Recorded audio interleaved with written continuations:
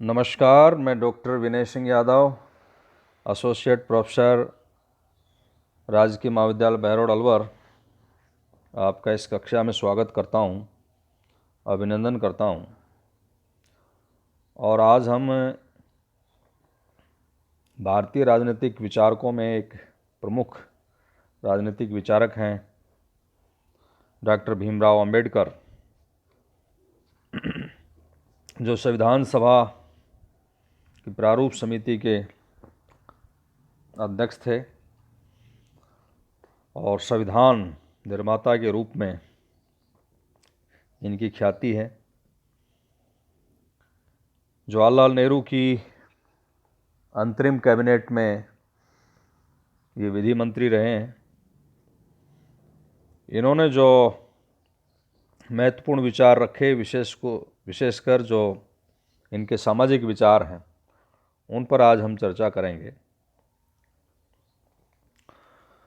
बाबा साहब भीमराव अंबेडकर जो भारतीय सामाजिक व्यवस्था का प्रचलित सेटअप था, स्वरूप था, उसको न्यायपूर्ण नहीं मानते थे और इसलिए वो इस सामाजिक व्यवस्था में परिवर्तन हो, इसके ज़बरदस्त पक्षधर थे। और उनकी मान्यता थी कि भारतीय समाज में शताब्दियों से कुछ वर्गों के खिलाफ अन्याय किया जाता रहा है और इसलिए वो मनु जैसे जो सामाजिक संहिताकार हुए हैं, उनकी कड़ी आलोचना वो करते हैं। तो उनके जो प्रमुख सामाजिक विचार हैं, उनको हम निम्न बिंदुओं के आधार पर जानने की कोशिश करेंगे। वर्ण व्यवस्था का विरोध, जाति व्यवस्था का विरोध, अस्पृश्यता का विरोध और स्त्रियों के प्रति उनका क्या दृष्टिकोण था, ये जानने की कोशिश करेंगे। वर्ण व्यवस्था के विरोध में हम देखें तो हम जानते हैं कि जो हिंदू समाज का सांगठनिक ढांचा है वो पारंपरिक आधार पर 4 वर्णों में विभाजित रहा है। और जो प्राचीन हमारा साहित्य रहा है, वेद, स्मृति, ब्राह्मण, महाकाव्य, उनमें ब्राह्मण, क्षत्रिय, वैश्य, शूद्र, ये 4 वर्ण बताए गए हैं और इनके अलग अलग काम बताए गए। तो अंबेडकर इस वर्ण व्यवस्था का ये जो विभाजन किया गया है, उसको पूर्णतः वैज्ञानिक, व्यवहारिक, अन्यायपूर्ण और गरिमाहीन मानते हैं और उसकी निंदा करते हैं। इस चातुर्वर्ण व्यवस्था की तुलना अंबेडकर ने सामाजिक व्यवस्था जो प्लेटो ने दी, उसके साथ इसकी तुलना की है। प्लेटो मानव आत्मा में 3 तत्वों की पहचान करते हैं: विवेक, साहस और वासना या तृष्णा, और उसके आधार पर समाज में 3 वर्ग बताते हैं: शासक वर्ग, सैनिक वर्ग और उत्पादक वर्ग।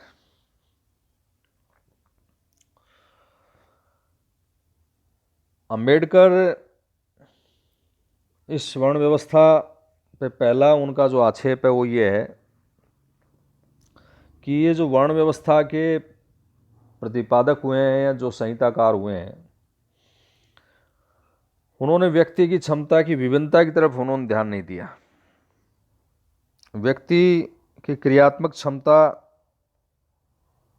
में विभिन्नता पाई जाती है और उसके बावजूद भी व्यक्ति को 4 भिन्न वर्णों में विभाजित करना असंगत मानते हैं ये। दूसरा, अंबेडकर वर्ण व्यवस्था को अवैज्ञानिक भी मानते हैं और उसकी आलोचना करते हुए कहते हैं कि इस वर्ण व्यवस्था में शूद्रों को 3 वर्णों की तुलना में निम्न स्थान दिया गया है और शूद्र वर्ण के सदस्यों को अन्य 3 वर्णों का अधीनस्थ और संरक्षित मान लिया गया है। और ख़ास बात यह है कि अधीनस्थ संरक्षित मानने के बाद भी तीनों वर्णों के सदस्यों के अन्याय और अत्याचारों के खिलाफ शूद्रों के संरक्षण की कोई व्यवस्था इसमें नहीं है, बल्कि उन्होंने तो आक्षेप लगाया कि शूद्रों के प्रति अत्याचार और दुर्व्यवहारों को शास्त्रों में समर्थन मिला है। शूद्र वर्ण के सदस्यों को तो संपत्ति के अर्जित करने में या उसको धारण करने के अधिकार में भी शास्त्रों में उसको मान्यता नहीं दी गई है। तीसरी महत्वपूर्ण जो बात है, जो अंबेडकर कहते हैं कि सवर्णों ने शूद्र वर्ण को शिक्षा प्राप्त करने और अपनी सुरक्षा के लिए शस्त्र रखने आदि से जानबूझकर इसलिए वंचित रखा कि वो अपने विरुद्ध हो रहे जो अन्याय अत्याचार है उसका प्रतिकार नहीं कर सके।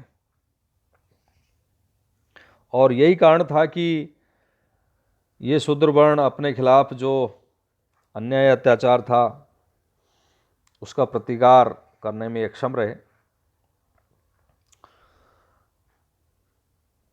उन्होंने ध्यान आकर्षित किया कि पश्चिमी देशों में पिछड़े वर्गों के विरुद्ध अन्याय का प्रतिकार करने के अवसर रहे हैं, और यूरोप में जो दलित वर्ग हैं उनको सैनिक सेवाओं में भर्ती किया गया तो उनको भौतिक और आर्थिक संबल मिला, मताधिकार के रूप में उनको पॉलिटिकल संबल मिला, राजनीतिक संबल मिला, और शिक्षा प्राप्ति का जो अवसर उनको मिला तो उससे नैतिक संबल उपलब्ध रहा। लेकिन भारत में वर्ण व्यवस्था के माध्यम से शूद्रों को इन तीन जो महत्वपूर्ण सहारे हैं इनसे वंचित रखा गया है। और चौथी जो महत्वपूर्ण बात वो इसके अगेंस्ट कहते हैं वर्ण व्यवस्था की है कि ये जो शूद्र वर्ण की उत्पत्ति है वो पुरुष सूक्त में दी गई है, और उसकी व्याख्या से अंबेडकर सहमत नहीं है, जिसमें शूद्रों की उत्पत्ति ब्रह्मा के पैरों से हुई है पुरुष सूक्त में। ब्रह्मा के सिर से ब्राह्मण, मुख से क्षत्रिय, उदर से वैश्य और पैरों से शूद्र की उत्पत्ति है। अंबेडकर का यह मानना है कि प्रारंभ में केवल तीन ही वर्ण थे। शूद्र वर्ण कोई अलग से पृथक नहीं था, ये क्षत्रिय वर्ण का ही भाग था। और शूद्र राजाओं और ब्राह्मणों के मध्य जो निरंतर संघर्ष होता रहता था, जिसके कारण ब्राह्मणों पर अनेक प्रकार के अत्याचार किए जाते थे, और इस कारण से शूद्र वर्ण के विरुद्ध ब्राह्मणों में उत्पन्न हुई घृणा और रोष के कारण उन्होंने शूद्रों के उपनयन संस्कार बंद कर दिए, और इस उपनयन संस्कार के वंचित होने के कारण शूद्र सामाजिक दृष्टि से हीन समझे जाने लगे, और वे वर्ण क्रम में वैश्यों से भी शूद्र हो गए, और चौथा उससे भी निम्न हो गए, और उन्हें चौथा वर्ण माना जाने लगा। बाबा साहब भीमराव अंबेडकर ने इस मत के पक्ष में दो तर्क दिए हैं। एक तो ये है कि ऋग्वेद में पुरुष सूक्त के अतिरिक्त अन्य समस्त स्थलों पर केवल ब्राह्मण, क्षत्रिय, वैश्य तीन वर्णों का उल्लेख है, किंतु कहीं भी शूद्र वर्ण का पृथक वर्ण के रूप में उल्लेख नहीं है। दूसरा, शतपथ और तैत्तिरीय ब्राह्मण में केवल तीन वर्णों की उत्पत्ति का उल्लेख है, चौथे वर्ग की उत्पत्ति का कोई उल्लेख नहीं है। तो अंबेडकर का ये कहना है कि पुरुष सूक्त को संभवतः ऋग्वेद में बाद में जोड़ा गया है, और इसके अलावा अंबेडकर ने ब्राह्मण वर्ग और विशेष रूप से मनु याज्ञवल्क्य जैसे जो संहिताकार हैं उन पर यह आक्षेप लगाया है कि उन्होंने जानबूझकर समाज में शूद्रों की स्थिति को हीन स्थिति में डालने का प्रयास किया है। तो वर्ण व्यवस्था में मूल रूप से शूद्रों की हीनता के कारण उनकी हीन स्थिति नहीं है, बल्कि ब्राह्मणों और संहिताकारों द्वारा जानबूझकर किए गए प्रयत्नों का परिणाम अंबेडकर मानते हैं। दूसरा उनका महत्वपूर्ण जो बिंदु है वो जाति प्रथा का विरोध है। अंबेडकर के अनुसार भारत में जो जाति व्यवस्था है उसकी जड़ें पुरानी हैं, और प्राचीन जो भारतीय समुदाय थे उसमें आर्य, द्रविड़, तुर्क, मंगोल, इनसे भारतीय सोसाइटी इनसे मिलकर बनी थी, और ये अनेक संघर्षों के पश्चात बाद में सौहार्दपूर्ण रहने लगे। और पारस्परिक मेल जोल कर एक साझा संस्कृति भी इन्होंने विकसित कर ली। लेकिन अम्बेडकर का मत है कि जाति व्यवस्था का विकास जो है समुदाय के जो विभिन्न लोग थे उनका खान पान, उनकी रहन सहन की आदत, उनकी पद्धतियों में भिन्नता, इसके आधार पर जाति व्यवस्था का विकास हुआ और कालांतर में समान आचार विचार वाले लोगों में वैवाहिक संबंध स्थापित होने की प्रवृत्ति ने सजातीय विवाह का जन्म दिया और जाति व्यवस्था दृढ़ हो गई। और धीरे धीरे रीति रिवाजों को कठोर आचार संहिताओं का रूप दिया गया और जिनका जो पालन नहीं करते थे उनको हे दृष्टि से देखा जाने लगा। अब इस जाति व्यवस्था में ब्राह्मणों को उच्च स्थान कैसे मिला, इसके बारे में अम्बेडकर कहते हैं कि ब्राह्मणों को ये उच्च स्थान उनके खान पान, रहन सहन में पवित्रता के कारण हुआ। और दूसरी बात, ब्राह्मणों ने अपनी चतुराई और अपने व्यवसाय से जुड़े हुए पूजा अर्चना आदि कार्यों के आधार पर जाति व्यवस्था में अपनी स्थिति को धीरे धीरे सुदृढ़ कर लिया। अम्बेडकर जाति व्यवस्था में ऊंच नीच के भेदभाव के लिए भारतीय समुदाय में ब्राह्मणवाद के वर्चस्व को उत्तरदायी माना है। उन्होंने ब्राह्मण ही भारतीय समाज में जाति व्यवस्था को मजबूत बनाए रखने और अनेक जो कुरीतियाँ थी, चाहे अस्पृश्यता हो, स्त्रियों के प्रति भेदभाव हो, विधवा विवाह का विरोध हो या बाल विवाह आदि के प्रचलन की जो स्थिति हो, उसमें ब्राह्मणवाद को उन्होंने जिम्मेदार बताया। और अम्बेडकर सामुदायिक जीवन में जाति प्रथा के जो कुप्रभाव थे, बुरे प्रभाव थे, उनका संकेत देते हुए जाति व्यवस्था के कुछ लक्षण बताते हैं। तो एक तो है पद सोपानी स्वरूप। अम्बेडकर का यह मानना है कि 4 वर्णों का वर्गीकरण एक पद सोपानी स्वरूप में किया गया है, क्योंकि यह वर्गीकरण जन्म पर आधारित है। इसलिए व्यक्ति के संदर्भ में इस वर्गीकरण की कोई स्वाभाविकता नहीं है। इसमें प्रेरणा, पहल, उत्साह नहीं रहता है। दूसरा है कार्यकुशलता का अभाव। व्यक्ति को क्या कार्य करने हैं, ये जाति प्रथा के कारण पहले से ही तय कर दिए जाते हैं। व्यक्ति के कार्य उसकी स्वाभाविक क्षमता, उसके प्रशिक्षण या जो उसने ज्ञान अर्जित किया है उसके आधार पर नहीं होता है, बल्कि जो उसकी वंश परंपरा है, माता पिता का जो सामाजिक स्तर का आधार, उसके आधार पर किया जाता है। अब ऐसे में उसके कार्यों को उसको सेलेक्ट करना पड़ता है, तो उस कार्यकुशलता का अभाव होता है।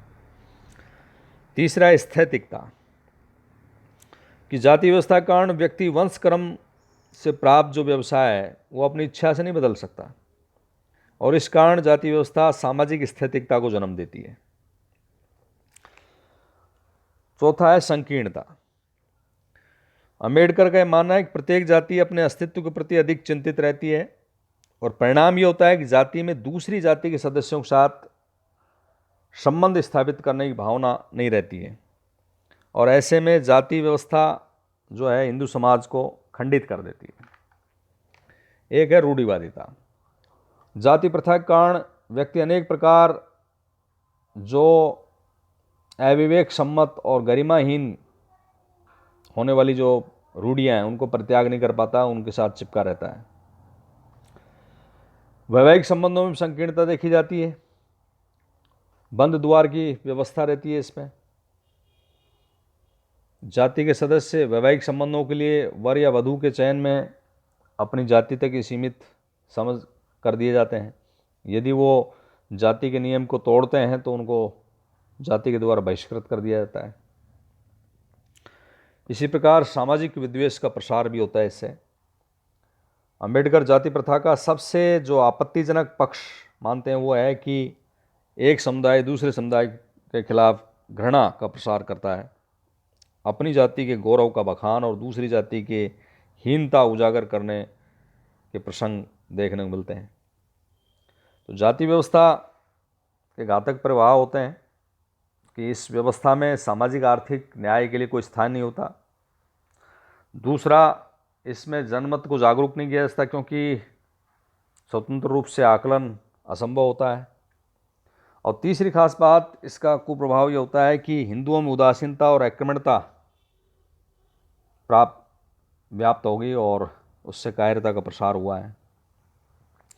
इस जाति व्यवस्था के राजनीतिक व्यवस्था में प्रभाव होते हैं जो अम्बेडकर ने बताए हैं कि मतदान जातीय आधार पर होता है, मतदाता अपनी जाति के प्रत्याशी को मत देता है, न कि सर्वश्रेष्ठ प्रत्याशी को।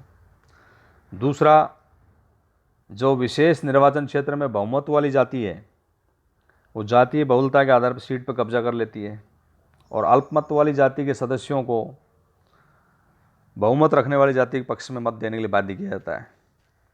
और इसी प्रकार ऊंच नीच का भेदभाव होता है, जिसमें उच्च जातियों के मतदाता निम्न जातियों या अल्पसंख्यक जातियों के योग्य प्रत्याशियों को मत देने में मानसिक रूप से तैयार नहीं होते, जबकि दूसरी ओर निम्न समझे जाने वाले वर्गों के मतदाता उच्च वर्ग के प्रत्याशियों को मत देने में अपना गौरव महसूस करते हैं। तो ये इसके कुप्रभाव बताए हैं। अस्पृश्यता का विरोध भी बाबा साहब ने विरोध किया है, और हिंदू समाज में प्रचलित अस्पृश्यता को अनैतिक अन्यायपूर्ण बताया उन्होंने, और सामाजिक उत्थान में सबसे बड़ी बाधा बताया। इस अस्पृश्यता के प्रचलन में भी हिंदू समाज में ब्राह्मणवाद के वर्चस्व को उत्तरदायी मानते हैं।